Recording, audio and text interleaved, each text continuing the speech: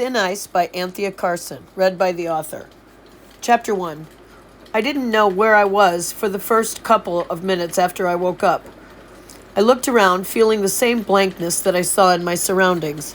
The metal tray near my bed, the half-closed curtain made of the same material I was wearing. Half-wearing, I should say. It was slipping off my shoulder, untied in the back, and I didn't have the energy to do anything about it. Not even when the 5 of them traipsed into the room, single file, walking casually and slowly. Except for Gay. She strutted in, veered away from the others, and headed straight for the window. She opened it as wide as it would go. "Here you go, Jane. You can jump from here." She leaned out the window. "Except it's only 2 stories. You'd probably only break your leg." "I think I'm going to throw up again," I moaned. "That'll teach her not to drink," said a woman's voice from behind the curtain. "Oh no, I'm sharing a room with a cranky, judgmental old biddy," I said. Gay peered around the curtain. "Yeah, you pretty much got her pegged," she said. "You punks better get out of here or I will ring the nurse," came the bitchy voice from behind the curtain. Krishna leaned against the wall, dangling a tiny noose up in the air, and said, "We brought you some supplies. A cap gun," she tossed the cap gun on my bed. "Some poison." She tossed a small jar with a skull and crossbones onto my bed. "Is Paul here with you guys?" I asked. "In the car or something? Who drove you here?" "Some razor blades." Krishna tossed a pack of those on my bed, too. "No, Dave's not here either. He wouldn't come to see you. He said you were a coward. Raj drove us here." I could see Raj standing a ways down the hall, out of earshot. "He's furious with you," added Crystal. "Who is? Raj or Paul?" "No, Dave," said Crystal. She stood near the entrance near Jenny. As usual, both were dressed punk with spiked hair and T-shirts intentionally ripped and covered with Clash and Sex Pistols buttons. "What about Paul?" I asked. "What did he say?" "Ziggy defended you," Krishna said. "He said you were not a coward, just the opposite, that what you did took guts." "Guts? A suicide attempt? That's weird," I said. "Did Paul say anything?" "It didn't take guts," said Gay. "It just took stupidity." "Who tries to commit suicide over a band?" "Especially 4 mop-top morons," said Krishna. "Face it, Jane, the Beatles suck compared to the Stones. You lost the Beatles versus the Stones contest, but that's no reason to try and commit suicide." "I'm going to ring the nurse," said the woman behind the curtain. "Good," I hollered. "Tell her to bring me a bedpan." "No thanks," Gay said. "I don't need to see any more of that. I came in here last night and you were puking. You had your back to the door and were bent over that thing. I must say, those nightgowns, they don't give you much cover, especially when they're not tied in the back.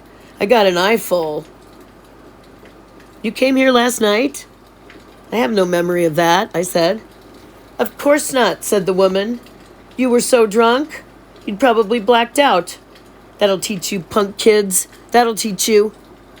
She rang again for the nurse, who walked in within seconds, probably on her way from the first ring. "Okay, gang, you'll have to leave," she said. She closed the curtain the rest of the way and the window. "Who opened this?" My mom walked in behind her. "Hi, Mrs. Anderson," Gay said with a phony politeness she saved for my mother.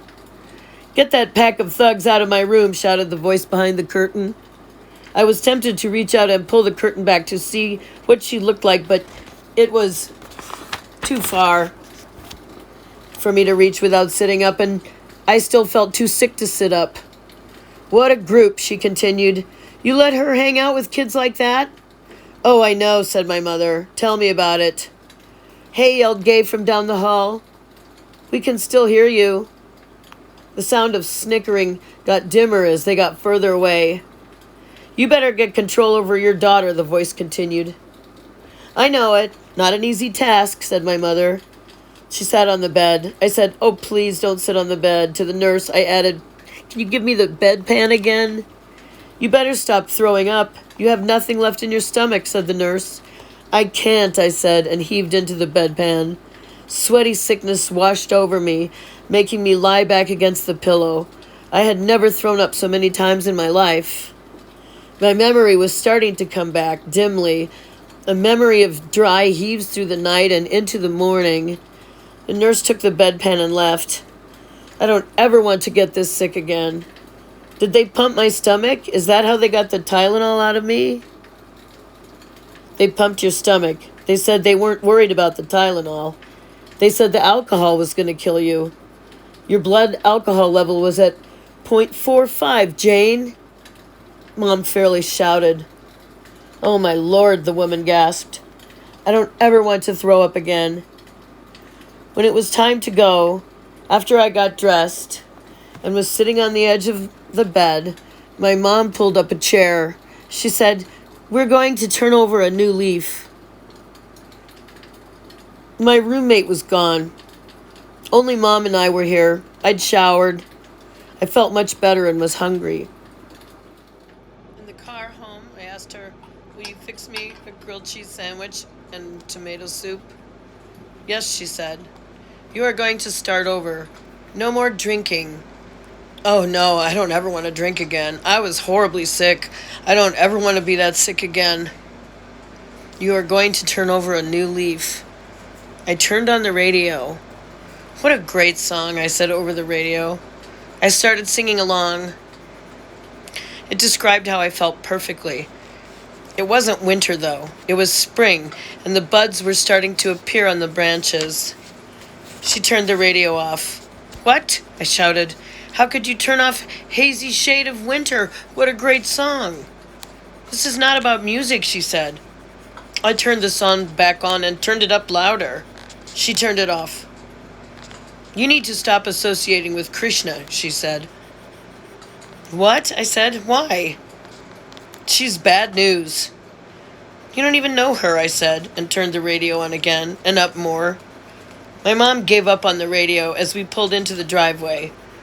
I hopped out of the car and headed toward the back porch. I swear, in the space of time it took to drive home from the hospital, which was only down by Menominee Park, literally walking distance, the buds had turned to leaves. There were flowers on the lilac bushes that hung over the car. "Can you make me that grilled cheese sandwich?" "Yes," she said. I sat at the table, listening to the birds singing, another sign of spring. The ripples on the glass top were familiar, as if its memory were imprinted on my fingertips. Familiar, like the winter scene on the sugar bowl, the stirring of my coffee, the grilled cheese sandwich, and the tomato soup. Mom sat down at the table with me as I started eating lunch. She had said I was going to turn over a new leaf. I thought about how often I had heard that phrase, and how there were no leaves outside, only buds. "You are not going to have any more contact with Krishna. You are going to stop drinking, and you are going to get serious about your schoolwork," Mom said. She wasn't eating. She placed her elbows on the table and steepled her fingers. The phone rang. I got up to answer it. "If that's Krishna, you are not going to see her." I got off the phone. "I need the car," I said. "You are not going over to Krishna's." "It wasn't Krishna," I said, and grabbed the keys out of her purse, which she had left on the counter. The counter was also familiar, the black lacquer top with marble swirls. I left through the back door carrying half my sandwich. End of chapter 1.